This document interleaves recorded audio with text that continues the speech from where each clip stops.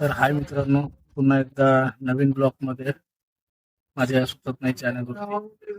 आज मी तुम्हाला कोल्हापूर जिल्ह्यात मोठ्या प्रमाणात जिथे ऊसाची लागवड केली जाते अशा ठिकाणी घेऊन आलोय तुम्हाला. जसं की आपण ऊस बोलल्यावरती वेगवेगळ्या प्रकारे गूळ झाला त्याचा वापर केला जातो. अशा प्रकारे वापर तुम्हाला कशा प्रकारे गूळ बनवतात हे तुम्हाला मी आज माझ्या चॅनलवर दाखवतोय. या तुम्हाला दाखवतो.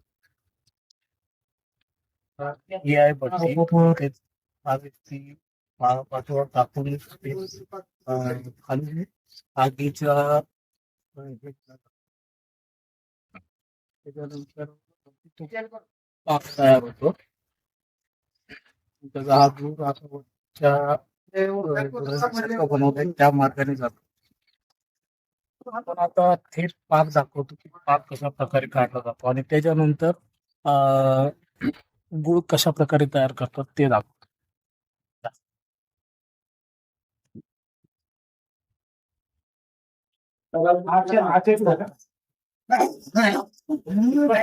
आहे गुळाचा पाक रस रस उसाचा रस काढला जातो आणि त्याच्यानंतर त्याचा पाक दाखवा.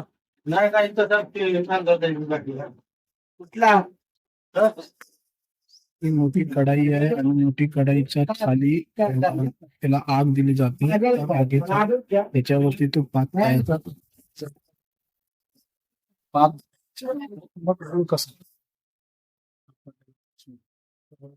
तो सर्व पाक काढून इकडे टाकला जातो. बघ.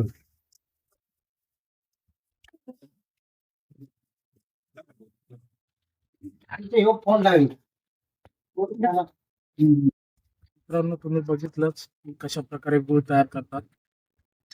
जसे की महाराष्ट्रात कोल्हापूर या ठिकाणी जिथे ऊसाचं उत्पादन जास्त आहे त्या ऊसाच्या उत्पादनातून साखर व गुळ तयार केला जातो. याचबद्दलची थोडीफार माहिती मी तुम्हाला आता दिलीच. आणि सगळ्यात महत्वाचा वापर म्हणून महाराष्ट्रात जी लोक आहेत ती याचा वापर जास्त करतात गुळाचा.